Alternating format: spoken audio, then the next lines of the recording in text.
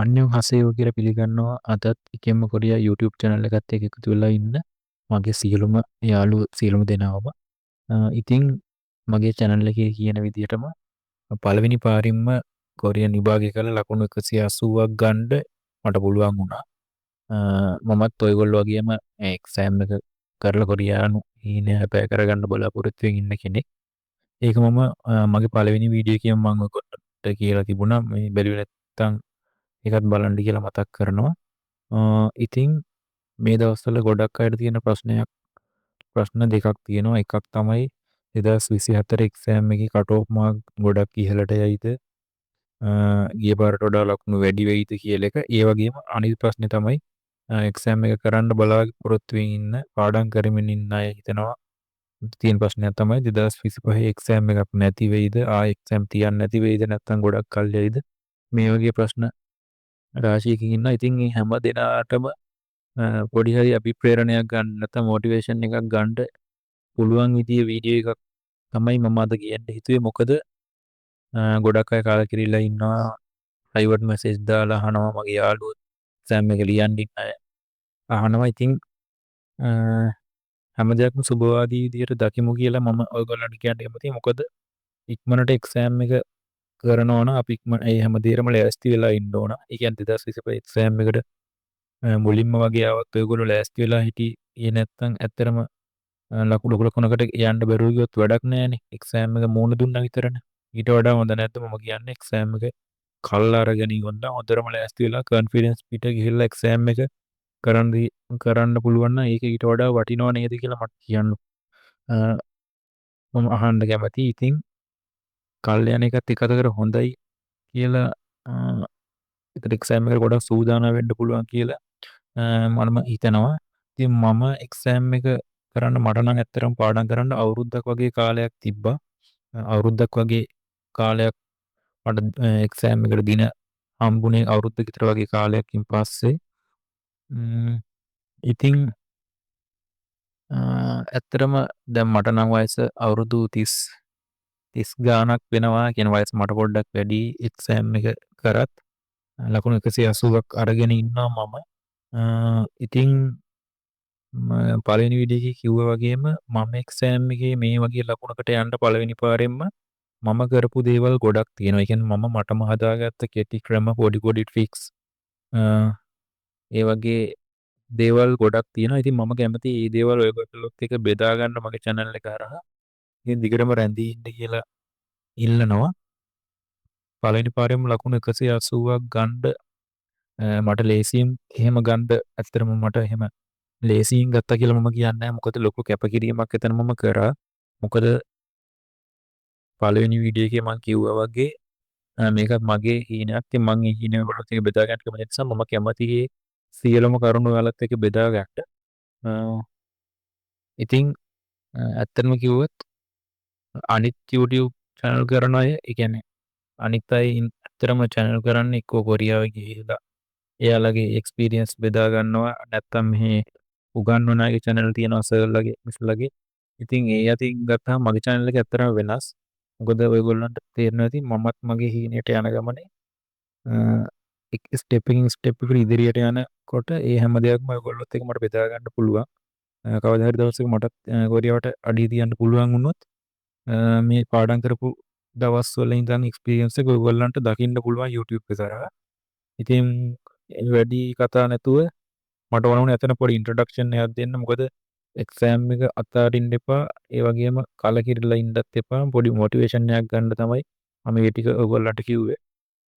ඉතින් මම බලාපොරොත්තු වෙනවා මේ වීඩියෝ එකේ මම පාඩම් කරද්දී අනුගමනය කරපු දේවල් ඒ වගේම මම මටම හදාගත්ත පොඩි ට්‍රික්ස් ඒ වගේ දේවල් ගැන ඔයගොල්ලොත් එක්ක සාකච්ඡා කරන්න. ඉතින් මම ඒ විදිහට වැදගත් කරුණු ටික පෙළගස්සගෙන ඉන්නවා. මතක් වෙන විදිහට මම හැම කරුණක්ම ඉදිරිපත් කරන්නම්. මේ වීඩියෝ එක දිග වුණොත් අනිවාර්යයෙන්ම ඊළඟ කොටසකින් හරි මම ඉතුරු කරුණු ටික අරගෙන එන්න. ඉතින් ඔයගොල්ලන්ට වටිනවා කියලා හිතෙනවා නම් එතන වැදගත්කමක් තියෙනවා කියලා හිතෙනවා නම් විතරක් මේ channel එක අපේ channel එක subscribe කරන්න කියලා මම ඉල්ලනවා. ඉතින් මුලින්ම කියන්න ඕනේ මම ලොකු කාලයක් අරගෙන පාඩම් කරේ නෑ. මොකද මට ලොකු කාලයක් හම්බුන්නේ නෑ. මොකද මට දවසකට හම්බුනේ පැය 2ක් වගේ තමයි පාඩම් කරන්න. මොකද මට අවුරුද්දක විතර වගේ කාලයක් හම්බුන එක ලොකු chance එකක් වුණා. මොකද පැය 2ක් වගේ දවසකට පාඩම් කරන්න මට වෙලාවෙ ඉතුරු වෙච්ච නිසා. මොකද පැය 2ක් වගේ පාඩම් කරන්න කාලයක් ඉතුරු වුණා කියන්නේ මම ඇත්තටම දවසක මම ජොබ් එකක් කරා. ඒ ජොබ් එක මම තාමත් ඒ ජොබ් එක තමයි කරන්නේ. ඒ ජොබ් එක කරන්න කිලෝමීටර් 130ක් වගේ දුර යන්න ඕන දවස ගානේ. කලබල වෙන්න එපා කවුරුත් 130ක් විතර වගේ යන්න 130යි එන්න 130යි කියන්නේ මම බස් එකේවත් බයික් එකේවත් එහෙම ගියේ නෑ. ඇත්තටම ට්‍රේන් එකේ තමයි ගියේ. එතකොට මට යන්න සාමාන්‍ය එක්ස්ප්‍රස් ට්‍රේන් එකේ පැය 2කමාරක් යනවා. ඉතින් ඒ කාලෙත් මම උපරිම පළදායි විදියට තමයි ගත කරේ. ඒ සම්බන්ධයෙන් මම ඉස්සරහදී කියන්න. දැනට ගෙදර ඇවිල්ලා මම වැඩ කරපු පැය 2 සම්බන්ධයෙන් මම කතා කරොත් එහෙම උදේ මම ඇත්තටම 4ට නැගිටලා වැඩට යන්න ඒ ටික ලෑස්ති වෙලා කොහොමද උදේට මට පාඩම් කරන්න වෙලාවක් හම්බුනේම නෑ. රැයට කොහොමද ගෙදරදී 7:45 වගේ වෙනවා. වැඩ ඇරලා එනකොට. ඉතින් අනිත් වැඩ ටිකත් කරගෙන කාලා බීලා අනිත් වැඩ ටිකත් කරගෙන පවදාට වැඩට යන්න ලෑස්ති වෙලා ලෑස්ති කරලා ඒ වගේ දේවල් කරලා පැය 2ක් විතර වගේ දවසකට හම්බුණා. ඉතින් මේ පැය 2 උපරිමාකාරයෙන් ගත කරපු පළදා විදිහට ගත කරපු ඉතින් මම කියලා දෙන්න.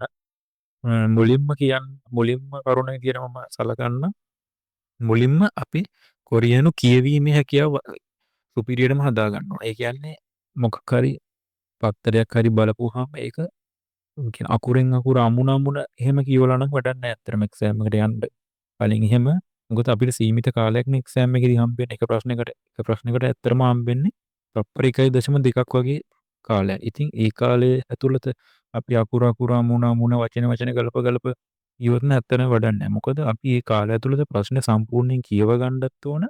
කියවගත්ත එකේ තේරුම ශනිකව ඔළුවට සිංහලෙන් තේරුම ඔළුවට ගන්නත් ඕන. මොකද උත්තරේ හොයන්න ඕනනේ. ඉතින් අපි මේ වචන ගලප අකුරු ගලප කියවගත්තොත් නම් ජීවිතේට මේක කරන්න බෑ. ඒක නිසා මම මුල්ම විදියට කරන විදියට වලට කියන්නේ කියවීම සුපිරියටම හදාගන්න. ස්පීඩ් කියව ගන්න ඕන නිවැරදිව. වැරදියට කියවගත්තොත් වැඩක් නැහැ. හරියට කියව ගන්න පුරුදු වෙන්න ඕන. ඒකට මම මුලින්ම කරේ මම ඔයාලට ලින්ක්ස් ටිකක් දාන්නම් කොරියන් පත්තර කීපයක. ඒ ලින්ක්ස් ටික දවස ගානේ කියවන්න. දවස ගානේ කියවන කියන්නේ ලින්ක්ස් හරහා ගිහිල්ලා ඒ පත්තර කියවන්න. මම කරපු විදිහ කිව්වොත් ලින්ක්ස් 4ක් විතර වගේ මම ගාව තියෙනවා. කියන්නේ මම මුල්ම කාලේ කරේ ඒක පැය භාගයක් විතර වගේ තමයි මම ඒකට ගත කරේ. ඒ කියන්නේ උදේට පැය භාගයක්. උදේට කියන්නේ දැන් නිවාඩු දවස් වලට නිවාඩු හම්බ වෙනවට සතියක් ඒ දවස් වලට නම් ගෙදර ඉඳන් කරන්න පුළුවන්. නැත්තම් මම අර ට්‍රේන් එකේ යන කාලය ඇතුළත පැය භාගයක් විතර වගේ ඒක කියවන්න වෙන් කරා හැමදාම ලින්ක් එක හරහා ගිහිල්ලා. දැන් පත්තරේ හැමදාම එකම ටික නෙමෙයිනේ තියෙන්නේ. පත්තරේ වෙබ්සයිට් එකේ අප්ඩේට් වෙනවා. ඒතර අද තියෙන එක නෙමෙයි හෙට තියෙන්නේ. ඒතකොට ඒ වගේ වෙලාවට දැන් අද කියවපු එක නම් ඕක දැන් හැමදාම කියවද්දි මතක හිටිනවා කියලා කෙනෙක්ට හිතන්න පුළුවන්. එහෙම නෑ. ඒතකොට පත්තරේ අප්ඩේට් වුණාම අද තියෙන එක නෙමෙයි හෙට තියෙන්නේ. ඒ විදිහට මම මුල්ම දවස්වල කරේ උදේට පැය භාගයක් විතර වගේ මේකට හරියටම වෙලා ෆෝන් එකේ වෙලාව බලාගෙන හිමීට කියන්නේ හිතින් කියවගෙන යනවා ඒක වෙබ් එක ඕපන් කරලා. නමුත් මට පස්සේ තේරුණා දැන් උදේට මම පැය භාගයක් කිව්වම ආය තවත් පහුවදා උදේටනේ ආය පැය භාගයක් කියවන්නේ.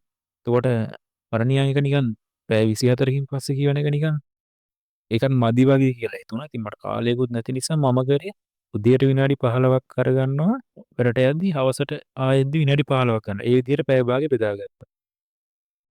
ඒ විදිහට මම කියවීම දවස ගානින් කරායි. හැබැයි මටත් මුල් කියන්න ඕන ඔයගොල්ලෝ දැන් හිතන්න බෑ මුල්ම දවස්වල මටත් ඇත්තටම අකුර ගලප වචනේ එහෙම ඇද ඒ විදිහට තමයි මමත් මුලින්ම කියෙව්වේ. ඕක හැදෙනවා මාසයක් විතර වගේ එක දිගට ඔය වැඩේ කරපුවාම. අ ඒ නිසා මම කියන්නේ කියවීම හදා ගැනීම ඉතාම වැදගත්. ඒ විදිහට පත්තරවල ලින්ක්ස් හරහා ගිහිල්ලා අනිවාර්යයෙන්ම කියවීම හදාගන්න. මොකද කියවීම ඉක්මනට තිබ්බේ නැත්නම් ලොකු ඡේදයක් වගේ ආවොත් අනිවාර්යයෙන්ම කියෝ ඉන්න වෙනවා. ඒ කාලය ඇතුළත ඒකේ තේරුම හොයාගන්නවත් උත්තරේ හොයාගන්නවත් ඇත්තටම දරුව යනවා. මොකද මේ උත්තර කනාවට ගහන්න බලාගන්න එක්සෑම් එකට ගිහිල්ලා වැඩක් නැහැ ඇත්තටම. ඒ නිසා මම කියන්නේ පළවෙනිම දේ තියෙන්නේ කියවීම. දැන් ඕක එක්සෑම් එක කරනකම්ම ওই විදියට විනාඩි 15 අරන් කියවන්න පුළුවන් නම් අවුරුද්දක් විතර වගේ සුපිරියටම කියවීම හැදෙනවා. මම ඒ දිගටම කියවීම අවුරුද්දක් විතර වගේ අවුරුද්දෙ මම කියවීම කරේ නෑ. මාස 2ක් විතර යනකොට මට උපරිම මට්ටමට ආවා. ඒ කියන්නේ සිංහල කියවනවා වගේ කොරියන් කියවන්න පුළුවන් විදියට මට හැදුනා. ඉතින් පස්සේ මම මේක හිමීට අත්හැරලා දැම්මා. එහෙනම් මම පැය භාගේ උදේ පැය විනාඩි 15 විතරක් ඉතුරු කරගත්තා. අන්තිම කාලේ. ඊට පස්සේ ඒකත් විනාඩි 10කට අඩු කරගෙන විනාඩි 5කට අඩු කරගෙන ඊට පස්සේ කියවීම නතර කරලා දැම්මා. මොකද ඊට පස්සේ පොත කියවනවා ප්‍රශ්න පත්‍ර කරද්දි එතකොට කියවීම ආය අහු වෙනවනේ. එතකොට ආය අර ලින්ක් හරහා කියවීම හදාගන්න දෙයක් නැති නිසා. ඊට පස්සේ ඒ විදිහට මම මුලින්ම කියනවා ඔයාලා කියවීම හදාගන්න ඕන මුලින්ම. ඊට පස්සේ තව දෙයක් තමයි කියවීම හදාගන්න පුළුවන් මගේ යාළුවෙක් හිටියා. එයයි මමයි කරපු දේ තමයි කියවීම හදාගන්න ඕන. එයාට ඒක කිව්වා. අපි දෙන්න කොරියන් කීබෝඩ් එක ඇක්ටිවේට් කරගත්තා. ඒ කියන්නේ කීබෝඩ් එකේ ඉංග්‍රීසි සිංහල ඒ වගේ තියෙනවනේ. ඒ වගේ කොරියන් කීබෝඩ් එක ඇක්ටිවේට් කරගෙන අපි සාමාන්‍ය මෙසේජ් ටයිප් කරන විදිහට ඒක අපි සිංග්ලිෂ් වලින් මෙසේජ් ටයිප් කරන්නේ. ඒ විදිහටම කොරියන් වලින් දැන් පොත කියලා ගැහුවොත් ඔයන්න කියන කොරියන් වලින් ගහම තයන්න කියන එකත් ගහනවා. ඒ විදිහට දැන් දැන් අම්මා කියන එකට ඔමොනි වුණාට අපි ඔමොනි කියන ඒ කියන්නේ කොරියන් තේරුම අපිට ඒ වෙලාවේ වැදගත් නැහැ. අපිට මොකද කියවීම හදාගන්නනේ. ඒ නිසා ඒ වෙලාවට අම්මා කියන අයන්න අල්මයන්න මායන්නත් ගහන කොරියන් වලින්. ඔයගොල්ලන්ට කියන්න නැති මං කියපු දේ ඒ කියන්නේ ඒ වෙලාවේ අපිට අවශ්‍ය වුණේ ඇත්තටම කියවීම හදාගන්න. ඒ නිසා කියන්නේ කොරියන් වචනේ අපිට වැදගත්ුන්නේ අපි ඒක සිංග්ලිෂ් වලින් ඉංග්ලිෂ් වචන සිංහල වචන ඉංග්ලිෂ් වලින් ගන්නවා වගේ සිංහල වචන කොරියන් අකුරු වලින් ගැහුවා ඒ විදියට. ඒ විදියට අපි මෙසේජ් කරගත්තා. ඒ විදියට ටික දවසක් ගියාම ඒකත් ලොකු මේකක් වුණා කියවීම හදාගන්න. හැබැයි ඉතින් මේ කියවීම හදාගන්න කියලා කියන්නේ පත්තර වුණත් කියවනවා කියලා මේ බොරු අකුරු දාලා නම් කියවල වැඩක් නැහැ. ඒකට කරනවා අනිවාර්යෙන් කොරියන් හෝඩිය හොඳට පුරුදු වෙන්න ඕන. හෝඩිය හැම අකුරක්ම දැන් පත්තර කියවනකොට අර සරල අකුරු මූලික ව්‍යංජන ටික විතරක් මූලික ස්වර ටික විතරක් නෙමෙයි. සංයුක්ත ව්‍යංජන සංයුක්ත ස්වර ඒ වගේ ලොකු වචනත් එනවනේ පත්තර වල. කියන්නේ යාළගේ තියෙන සංකීර්ණ වචන පත්තර වල එනවනේ. එතකොට ඒ වගේ වෙලාවට හෝඩිය හොඳටම පුරුදු වෙලා ඉන්න. හෝඩිය සම්බන්ධයෙන් මම හෝඩිය සම්බන්ධයෙන් මම කරපු වීඩියෝ එකක් තියෙනවා. ඒකේ බලන්න ඔයාලට හෝඩිය මතකයි නේද? එතකොට ඒ කියන්නේ පත්‍ර කියවද්දි උනත් වැරදි වචන වැරදි අකුරු සදා කියවල වැඩක් නැහැ. එතකොට අපිට ඒකෙන් හරි වචනේ අදහසක් ගන්න බැරුව යනවා. ඒක නිසා හරිම නිවැරදිම අකුරු දාලා ඒ ටික කියවන එක කරන්න. ඉතින් කියවීම හදාගත්තොත් අනිවාර්යයෙන්ම ඔයාලට ලොකු හයියක් වෙනවා ඉස්සරහට. මොකද ලොකු ඡේදයක් වගේ આવත් විනාඩි 1.2කින් කරන්න තියෙන ප්‍රශ්නෙකට අනිවාර්යයෙන්ම තප්පර ගානකින් කියවලා තේරුමත් ඔලුවට අරගෙන උත්තර හතරක් බලලා ප්‍රශ්නේ හරි උත්තරේ තෝරගන්න ලොකුම chance එකක් වෙනවා ඒක. ඉතින් මම ඒක ගොඩක් මෙච්චර ඒක කියන්නේ ලොකු විස්තරයක් කරේ ඒක ගොඩක්ම වැදගත් කියලා මට හිතුන නිසා ඔයගොල්ලන්ට වැදගත් කියලා හිතෙනවා නම් මේ දේවල් කරලා බලන්න මම බල කරන්නේ නැහැ. ඊට පස්සේ ඊළඟ කරුණ විදියට මම කියන්න කැමති දැන් අපි දැන් වචන පාඩම් කරනවානේ මුල් කාලේ. මුල් කාලේ කියන්නේ අපිට දැන් වචන දන්න තුමුකුත් කරන්න බෑනේ අපි හම්බෙන හැම වචනෙම පාඩම් කරගන්න ඕනේ. ඉතින් මේක ඇත්තටම කරන්න පුළුවන්. කියන්නේ මම ඇත්තටම පාරේ යනකොට කියන්නේ වැඩට යනකොට වුණත් යනකොට පාරේ හම්බෙන දේවල් ගැන හිතනවා. ඒක කියන්නේ මේක මොකක්ද කියලා කොරියන් වලින් මේකට මොකක්ද කියන්නේ කියලා හැමතිස්සෙම හිතනවා. දැන් උදාහරණ විදිහට දැන් මම පාරේ යනකොට කහ ඉර හම්බෙනවා. කහ ඉරට කියන්නේ මොකද්ද? වෙන්දාම් පොදු. ඒ වගේ පාරට තෝරු. ඒ වගේම වීදියේ කිල්. ඊට පස්සේ මගේ ගුවන් පාලම යුක්යෝ. ඒ වගේම සින්හෝදම් මාර්ගාලෝක සංඥා. ඒ වගේ කොන්චල්ගන් ඒ කියන්නේ පොලිස් නිලධාරියෙක්. ඒ වගේම පාසලක් දැක්කොත් හක්කියෝ. සොන්සෙන් නිම් ගුරුවරයා. ඒ වගේ දේවල් දකින්න භාණ්ඩ දේවල් භාණ්ඩ වගේ පුද්ගලයෝ මේ වගේ දේවල් වලට කොහොමද අපි මොකද්ද කොරියන් වලින් කියන වචනේ කියලා හැමතිස්සෙම මම කියන්නේ හිතින් හිතනවා. ඒ කියන්නේ ඊතන මේකට මොකද්ද වචනේ කියලා. ඒ වගේ කියන්නේ අපි කැපවීමක් කරන්න ඕනේ. ඒ කැපෙලා ඒ වගේ එක්සෑම් එකට ලෑස්ති වෙනකොට කරන්න ඕනේ මොකද? සමහර කෙනෙක්ට හිතන්න පුළුවන් ගෙදර ඇවිල්ලා කරන ඒ පැය 4-5ක් කරනවනේ ඒ ටික ඇති කියලා. ඒ වුණාට දැන් මට තිබ්බ කාලෙත් එක මම ඒ දේවල් සාමාන්‍ය එදිනෙදා ජීවිතේ ගත කරනකොට උනත් මේ වැඩක් කරනකොට පාර යනකොට උනත් ඒ විදිහට ඒවට කියන වචන මොනවද කියන්නේ. ඊට පස්සේ ඒ වගේ එතකොට ඒක දැක්ක ගමන් ආය අමතක වෙන්නේ නැහැ. ඒ කියන්නේ අදත් හම්බෙනවා මට කහිර හෙටත් හම්බෙනවා. ඒ වගේම දැන් වාහන හෙටත් හම්බෙනවා. පොලිස් නිලධාරි මම පාරනකොට හෙටත් ඉන්නවා. ඒ වගේ වෙනවට එකම දවස ගානේ මට එතකොට අහුවෙනවනේ. එතකොට ඒ වචන කියන්නේ ගලේ කෙටුවා වගේ හොඳටම මතකයි. අ ඉතින් ඒ විදිහට වචන පාඩම් කරනකොට ප්‍රායෝගිකව අපි ජීවත් වෙන පරිසරයේ තියෙන වචනත් ජීවත් වෙන වෙලාවේ හම්බෙන දේවලුත් අපි භාවිතා කරලා පාඩම් කරන්න කියලා මම ඉල්ලනවා. ඊට පස්සේ තමයි දැන් එකම දෙයක් ඊළඟ මං කිව්වේ කියන්නේ ඊළඟ කරුණෙතන මම දක්වන්නේ කියන්නේ හැම දෙයක්ම කලවමී කරන්න. ඒ කියන්නේ දැන් එකම දේ කරන්න එපා දැන්. දැන් වචන පාඩම් කරනකොට මං කියන පාඩම් ඊළඟට දැන් ඔය තියරි පාඩම් කරන්න එපා. ග්‍රැමර් ව්‍යාකරණ ඒ ටික පාඩම් කරනකොට ග්‍රැමර්ම පාඩම් කරන්න එපා. ඊට පස්සේ දැන් වචන පාඩම් කරන වචනම කරන්න එපා.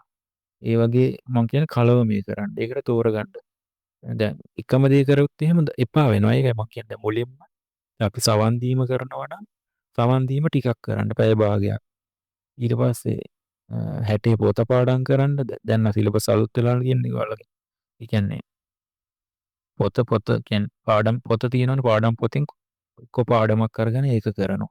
කොටසක් කරනවා. ඊට පස්සේ සවන් දීම ටිකක් කරනවා. ඊට පස්සේ පින්තූර රූප ප්‍රශ්න ටිකක් කරනවා. ඊට පස්සේ ව්‍යාකරණ ටිකක් කරනවා. නැත්තම් එකම දේ අල්ලගෙන හිටපුවාම එකම දේ ඒ දෙක විතරයි යන්නේ. ඒ කියන්නේ එකම දේ විතරයි ඉස්සරහට යන්නේ. ඒ වගේම එපා වීමත් එනවා. දැන් මම අවුරුද්දක් විතර කරා කියලා මම දැන් කිව්වනේ. ඒතකොට ඒ අවුරුද්ද මම එකම විදිහට මම ගියේ නෑ. ඒ කියන්නේ මම එකම කිරීමේ එකම ආසාවෙන් ගියේ නෑ. මටත් ඔය අතරමැදදී කියන්නේ හැලහැප්පීම් වුණා. කියන්නේ මට එපා වීම තිබ්බා. වැඩත් එක්කලා කරන්න දවස් 3-4 එක දිගට කිසිම පොතක් අල්ලන්න බැරි අවස්ථා තිබ්බා. ඒ වගේ ඒ කියන්නේ එකම දිගට මමත් එකම ආසාවෙන් එකම ගැම්මට කරේ නෑ සිංහලෙන්ම කිව්වොත්. ඉතින් ඒ වගේ වෙලාවට මම කොහොම හරි ආයේ මොටිවේෂන් එක හදාගත්තා. දැන් දවස් 3-4ක් විතර කරගන්න පෙරුවෙකුත් එහෙම ඊළඟ දවසේ ඇත්තටම එපා වෙනවා දැන්. එපා කියන්නේ ආයේ මුල ඉඳන් කරනවා වගේ හැඟීමක් එනවා. ඒ වගේ වෙලාවට කොහොම හරි ඒක හිතන්න නැතුව කොහොම හරි ඉක්මනට ඇඩ්ජස්ට් කරගෙන ගියා. ඒ වගේ දේවල් හින්දා තමයි ලකුණු 180 මට ගන්න පුළුවන් වුණා. ඉතින් මම දන්නේ නැහැ ලකුණු 180 මම හිතනවා අනිවාර්යයෙන් ලකුණු 180 නම් ඇති වෙයි කියලා. ඉතින් අ ඊට පස්සේ ඊළඟ වැදගත් කරුණ විදිහට මම කියන්නේ ඉලක්කම්. දැන් අපිට ඉලක්කම් කියන එකත් අනිවාර්යෙන්ම වැදගත් නේ. මොකද ඉලක්කම් පාඩමේ වෙලාව කියවීම, දින කැලෙන්ඩර්, ඒ වගේම ගණින පද ඒ වගේ ගොඩක් වැඩ තියෙන ඉලක්කම් පාඩම හරහා. ඉතින් ඒ ඉලක්කම් කියද්දි ඉලක්කම් මම තියරි කෑල්ල පාඩම් කරගන්නවා අර පැය දෙක ඇතුළත. ඊට පස්සේ මම ඉලක්කනුත් යන ගම දැන් 25ට කියන්නේ මොකක්ද? ඊසිප් ඕ. ඊට පස්සේ 84ට කියන්නේ මොකක්ද? පල්සිප් සහ ඒ වගේ මම හිත යන ගමන ඇත්තම කියන්නේ යන ගමන් කියන්නේ දැන් වැඩක් නැති වෙලාවට වගේ මම කරන්නේ ඒක හිතනවා. මේකට කියන්නේ මොකද්ද? ඉලක්කම් 2 සංඛ්‍යා නෙමෙයි ඉලක්කම් 3 සංඛ්‍යා 4 සංඛ්‍යා මම 5 සංඛ්‍යා පවා උත්සාහ කරලා තියෙනවා. කියන්නේ ශනිකව හදාගන්න තමයි උත්සාහ කරන්නේ. සිංහලෙන් කියන්නේ කොරියන් වලට පරිවර්තනය කරගන්නත් කොරියන් වලින් එක සිංහලට පරිවර්තනය කරගන්නත් නිතරම උත්සාහ කරා. දැන් ඉලක්කම් 5 වගේ එකක් නම් ටිකක් අමාරුයි. අමාරු වුණාට ඒක අර මුල් කාලේ අමාරුයි. පස්සේ කරලා ප්‍රැක්ටිස්. ඉලක්කම් 2 3 වුණා කොහොමද නැතිනම් ඒ කොහොමත් ශනික පුළුවන් වුණා. ලොකු ඉලක්කම් ඇත්තන විභාගයට එන්නේ නැහැනේ.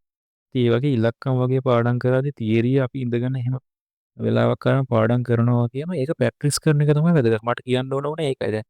දැන් රැයට පාඩම් කරනවා කියලා පැය දෙකක් කරන් තියරි නෝට් එක පාඩම් කරනවා. ඒක ඊළඟ ආයි පහුවදා රැයටනේ බලන්න. එතකොට දැන් පැය 24කින් ඉන්න බලන්න. ඒක දවල් කාලේ වුණත් ඒ කියන්නේ ඒ අතරමැද කාලේ වුණත් ඒක තරින් සරේ ප්‍රැක්ටිස් කරනවා නම් ඒක අනිවාර්යෙන් ඔලුවට යනවා.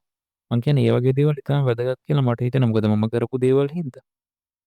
ඉතින් තව කරුණු ගොඩක් තියෙනවා කියන්න මට මතක් වෙන ටික තමයි කිව්වේ. ඊට පස්සේ මම මගේම වොයිස් එකෙන් කියන්නේ මම සමහර දැන් සමහර මතක හිටින්න නැති වචන මම පාඩම් කරගන්න සමහරවිට රෙකෝඩ් කරගත්තා. ෆෝන් එකේ රෙකෝඩින් එකක් දාගෙන ඉවරලා ඒක යනවා. ඉතින් ඒ වගේ මම කරපු රෙකෝඩින් ඇති මම ඒ ටිකත් ඔයාලට ඊළඟ වීඩියෝ එකකින් හරි දාන්න. මොකද වීඩියෝ එක දැන් දෙක්කෙනවා මට කියන්න ඕන උනේ. මේක වැදගත් මේ එක්සෑම් එක කරගන්න පුළුවන් අපිට මේ වගේ දේවල් වලිනුත් පොඩි දේවල් වුණාට ඒව ගැන සැලකිලිමත් වුණොත් කරගන්න පුළුවන් කියන එක තමයි මට හේතු ගන්නන්න ඕන වුණේ. ඉතින් ඊට පස්සේ තව ටයිම් එක හදාගන්න කරපු දේවල් ඒ වගේම සමහර රූප පින්තූර ඒවට කියන දැන් දිග වචන වගේ තියෙනවා මතක තියාගන්න කරපු දේවල්. ඊට පස්සේ මම පොඩි කොළ කෑලි වල ලියාගෙන ඉවරලා පාඩම් කරා. කියන්නේ යන ගමන් ඒකත් නිකන් සාක්කුවේ දාගෙන ඉඳලා ඒකත් දැන් වැඩක් නැති වෙලාවට අරගෙන පාඩම් කරනවා. එහෙම මම කරපු කොළ ගොඩාක් තිබුණා. මම ඒවා ඊළඟ වීඩියෝ එකකින් අනිවාර්යෙන් ඒ ටික වීඩියෝ කෝල් වල පෙන්නන්න මම කරේ කොහොමද කියලා. දැන් මගේ යාළුවා ගත්තොත් එයාට මම ඒ කොළ කෑලි මම කරපු විදිහ එයාට සෙට් වුන්නේ නැහැ. ඒ කියන්නේ එයා මම කරන්නේ කොරියන් වචනේ සිංහලෙන් ලියාගන්න. සිංහල සිංහල තේරුම නෙමෙයි උච්චාරණය කරන විදිහ සිංහල. දැන් මගේ යාළුවාට එහෙම හරියන්නේ නැහැ. එයාට කොරියන් අකුරු වලින්ම තිබ්බොත් තමයි කොළ කෑලි වල තියෙන එක බලා ගන්න පුළුවන්. ඉතින් එයාගේ මගේ එතනදී පොඩි වෙනසක් තිබ්බා. ඉතින් ඒ වගේ මම කොළ ගොඩාක් ලියාගෙන වචන පාඩම් කරා. සමහරලා අවුරුද්ද පුරාම ඒක නම් කරා. මතක හිටින්නේ නැති දැන් රැයට පාඩම් කරද්දී මතක හිටින්නේ නැති වචන කොලේක ලියාගෙන රැයට පාඩම් කරන්නෙම නැහැ. ඒක දවල් කාලේ කොහොම හරි අද දවසේ ගෙනියන කොලේ අද දවසේ වැඩ ඇරලා එනකොට මම කොහොම හරි පාඩම් කරන් යන්න වචන 10ක් වගේ අරන් ගියොත් පහක් හරි කටපාඩම් කරගෙන එන මට්ටමට ඒ වගේ දේවල් කරා. ඉතින් ඒ වගේ ගොඩක් කරුණු තියෙනවා තව මට කියන්න. දැන් වීඩියෝ එක දික් වෙන හින්දා මට මේකේ කියන්න බැරි වෙනවා. මම ඊළඟ එකේදී අනිවාර්යෙන්ම අරගෙන එන්න. ඉතින් ඒ ටික තමයි මට දැනට කියන්න තියෙන්නේ. ඔයගොල්ලෝ හැමෝටම එක්සෑම් එකේදී පළවෙනි පාරින්ම හොඳ ලකුණකට යන්න පුළුවන් කියලා අනිවාර්යයෙන්ම ආත්ම විශ්වාසය තියාගන්න. ඉතින් ඒකෙම කොරියා YouTube channel එකත් එක්ක රැඳී ඉන්න කියලා මතක් කරනවා. ඉස්සරහටත් තව මේ විදිහට පාඩම් කරද්දී වැදගත් වෙන දේවල් තිබුණොත් මම තියෙනවා අනිවාර්යයෙන් මේ ටික මම අරගෙන එන්නම්. මොකද ඒ ටිකත් ඔයගොල්ලන්ත් එක්ක බෙදාගත්තොත් අනිවාර්යයෙන්ම කාට හරි වැදගත්කමක් වුණොත් ඒක මට ඇත්තටම සතුටක්. ඉතින් channel එක ඇත්තටම subscribe කරන්න කියලා ඉල්ලනවා. මම වටිනාකමක් තියෙනවනම් හොඳයි කියලා හිතෙනවනම් ගොඩක් අය වීඩියෝ එක බලනවා. මගේ වීඩියෝ බලනවා. බැලුවට subscribe කරන්නේ නැතුව තමයි බලන්නේ. දන්නේ නැහැ ඉතින් හේතුව මොකද්ද කියලා. ඉතින් ඔයාලට වටිනවා කියලා හිතනවා subscribe කරගෙන යන්න කියලා ඉල්ලනවා. ඉතින් එහෙනම් ඊළඟ වීඩියෝ එකකින් හම්බෙමු. හැමෝටම ගොඩක් ස්තුතියි වීඩියෝ එක අන්තිම වෙනකම් බැලුවට. එහෙනම් හැමෝටම අන්‍යොන් අස්සේයෝ.